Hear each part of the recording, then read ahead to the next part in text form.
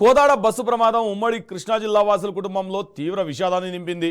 ఈ ప్రమాదంలో కృష్ణా ఎన్టీఆర్ జిల్లాలకు చెందిన 6 మృతి చెందారు. మృతుల్లో 5 యువతులు, ఒక యువకుడు ఉన్నారు. హైదరాబాద్ నుండి ఇంటికి వస్తున్నారు. ఉదయాన్నే ఇంటికి చేరుకుంటామని కుటుంబ సభ్యులకు చెప్పి బయలుదేరారు. కానీ తిరిగి రాని లోకాలకి వెళ్లిపోయారు.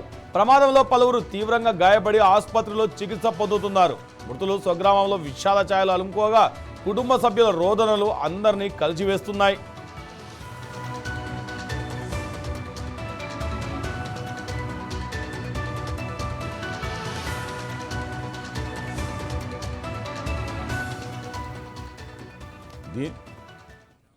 దీనిపై మరింత సమాచారం మన విజయవాడ ప్రతినిధి కృష్ణ అందిస్తారు.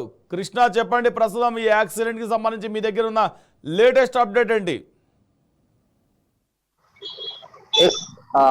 నిన్న జరిగినటువంటి ఏదైతే తెలంగాణ రాష్ట్రంలో కోదాడలో జరిగినటువంటి బస్ ప్రమాదంలో ఇక్కడ ముఖ్యంగా 6 అయితే మృత్యువాత పడ్డట్టు చూస్తానన్నా, ఈ 6 కూడా ఆంధ్రప్రదేశ్ కు చెందినటువంటి కృష్ణా జిల్లా, ఉమ్మడి కృష్ణా జిల్లాకు చెందినటువంటి బాధితులుగా ఏదైతే మృతులంతా కూడా ఈ జిల్లాకు చెందిన వాస్తవ్యులుగా అయితే ఇప్పటికే మనకి తెలుస్తున్న సమాచారం. ప్రధానంగా దీంట్లో 5 మహిళలతో పాటు ఒక వ్యక్తి ఉన్నారు, ఏదైతే చెన్నకేశవుల నాగరాజు అనే సాఫ్ట్వేర్ ఇంజనీర్.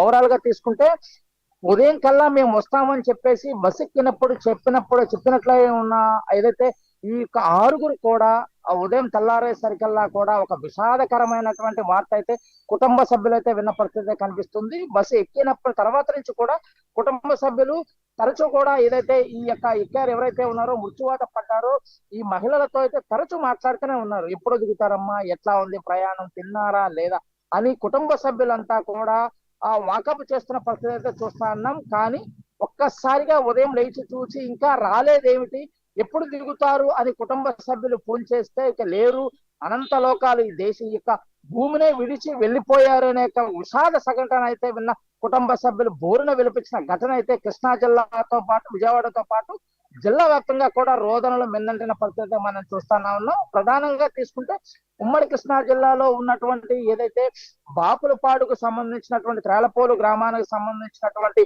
ఒక సంఘటన, విషాద సంఘటన అయితే మనం చూస్తున్నాం. చిన్నితో పాటు తన భర్త ఇద్దరు కూడా తన తండ్రికి ఏదైతే ఆరోగ్యం బాగోపోయేసరికి చిన్న ప్రమాదం జరిగిందని చెప్పి హైదరాబాద్ వెళ్ళి తిరిగి వస్తున్నారు. తిరిగి వచ్చే ముందు కూడా భర్త భార్య ఇద్దరు కూడా మంచి నిద్రలో ఉన్న సందర్భంలో తన భర్త కళ్ళ ముందే చిన్ని మరణించడం చూస్తే భర్త రోదనలు మిన్నంటాయి.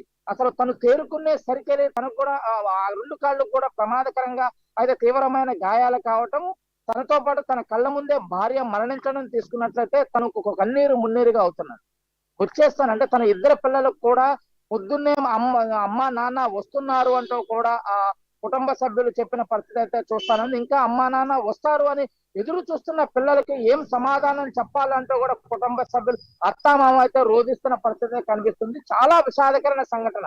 మొత్తంగా ఓవరాల్ గా జిల్లాతో పాటు విజయవాడలో కూడా చాలా విషాదకరమైన సంఘటన అయితే ఇదైతే చోటు చేసుకుందని చెప్పుకోవచ్చు. మరి కాసేపట్లో విజయవాడ కుటుంబ సభ్యుల్ని కలుసుకొని ఆనందంగా ఉంటారనుకున్నటువంటి ఈ యొక్క మృత్యులంతా కూడా అనంత లోకాలకు వెళ్ళిపోయిన పరిస్థితి కనిపిస్తుంది. దీంట్లో ప్రధానంగా భావన వర్ష వచ్చేసి హైదరాబాద్ లో సాఫ్ట్వేర్ ఇంజనీర్ గా పనిచేస్తుంది. తను మరి కాసేపట్లో దిగుతామంటూ కూడా ఫోన్ చేసిన సందర్భం ఉందని కుటుంబ సభ్యులు అయితే చెప్తున్నారు. కానీ ఫోన్ ఇంకా రాలేదు, 5 అయినా కూడా ఇంకా పిల్ల రాలేదు అంటూ కూడా కుటుంబ సభ్యులు ఫోన్ చేస్తే యాక్సిడెంట్ జరిగిందని టీవీలో చూసి ఇదేమని వాకప్ చేస్తే ఇక మరణించింది భావన హర్ష అంటూ కూడా మరణ వార్త తెలిసిన వెంటనే కూడా తల్లి కుప్పకూలిపోయిన పరిస్థితి కనిపిస్తుంది. కానీ ఓవరాల్ గా దాంతో పాటు పగిడి ముక్కలకు సంబంధించి చెందినటువంటి చెన్నకేశవులు కూడా తను హైదరాబాద్ లో సాఫ్ట్వేర్ ఇంజనీర్ గా పనిచేస్తూ ఏదైతే తనకు ఆర్ఆర్బి ఎగ్జామ్ ఉందంటూ కూడా ఎగ్జామ్ రాయడానికి తను విజయవాడ చేరుకున్న పరిస్థితి కనిపిస్తుంది. విజయవాడ చేరుకునే లోపు తన ఎగ్జామ్ రాసి తన కళల్లో ఉద్యోగంలో చేరాలనుకున్నటువంటి ఏదైతే చెన్నకేశవులు అయితే తను కూడా విషాద ఛాయలు తన కుటుంబంలో అయితే అలముకున్నాయి. తన అంత్యక్రియలు కూడా చాలా రోదనలంటూ కూడా జరిగిన పరిస్థితి కనిపిస్తుంది. అదే కానీ పిడికిటి లక్ష్మి మరొక వివాహిత, తను కూడా తనకు వివాహ సంబంధాలు కూడా కుటుంబ సభ్యులు చూస్తున్నారు. తనను కలల కన్నటువంటి ఏదైతే మంచి ఉద్యోగం సంపాదించింది, ఉన్నత చదువులు చదువుకొని తన తమ్ముడికి రాఖీ కట్టాలనే ఏకైక కారణంతో అయితే తను విజయవాడ వచ్చిన పరిస్థితి కనిపిస్తుంది. వస్తున్న మార్గం మధ్యలోనే తను అనంత లోకాలకు వెళ్ళిపోవడంతో తన తండ్రి తల్లి కూడా చాలా ఆమె యొక్క పార్థివ దేహంపై కూడా పడి ఇక రోధిస్తున్న పరిస్థితి. అంటే నిత్యం కూడా ఎప్పుడు కూడా తన కాళ్ళ పట్టీలు అడుగుతుంది తన కుమార్తె పిడికిట లక్ష్మి అంటూ కూడా తను పట్టీలు ఇస్తా లేకమ్మా అంటూ కూడా చాలా విషాదకరంగా, అంటే అక్కడ ఉన్నటువంటి చూపలను కూడా చాలా బాధాకరమైన పరిస్థితులు, అంటే ఆ తట్టుకోలేని పరిస్థితుల్లో ఉన్నటువంటి రోదనలు అయితే మనకు ఒక్కొక్కరికి ఒక్కొక్క బాధ. అదే విధంగా మేరీ జోస్న తన చిన్న పాప బిడ్డ కూడా ఉండటం, 1.5 సంవత్సరాల బిడ్డను చూడటానికి తను కూడా హైదరాబాద్ లో సాఫ్ట్వేర్ ఉద్యోగంలో పనిచేస్తూ తన బిడ్డను తండ్రి దగ్గర ఇక్కడ విజయవాడ కానూరులో వదిలిపెట్టిన పరిస్థితి చూస్తాను. తన బిడ్డను చూస్తానికి మరిగా కొన్ని గంటల్లో తన బిడ్డను కలవబోతున్నట్లు, తన బిడ్డకి ఫోన్ లో కూడా రాత్రి వీడియో కాల్లో కూడా మాట్లాడింది అన్నట్లు కూడా తల్లిదండ్రులు చెప్తున్నారు. కానీ ఆ బిడ్డకి ఇప్పుడు ఏం సమాధానం చెప్పాలి మేము అంటూ కూడా తల్లిదండ్రులు అయితే రోధిస్తున్న పరిస్థితి. ఒక్కొక్కరిది ఒక్కొక్క రోదన. అంటే దాదాపుగా ఇటు విజయవాడతో పాటు కృష్ణా జిల్లాలో కూడా వారి స్వగ్రామం కూడా విషాద ఛాయలు అలుముకున్నాయి. కొన్ని గంటల్లో తన కుటుంబ సభ్యులతో ఆనందంగా గడుపుతారు.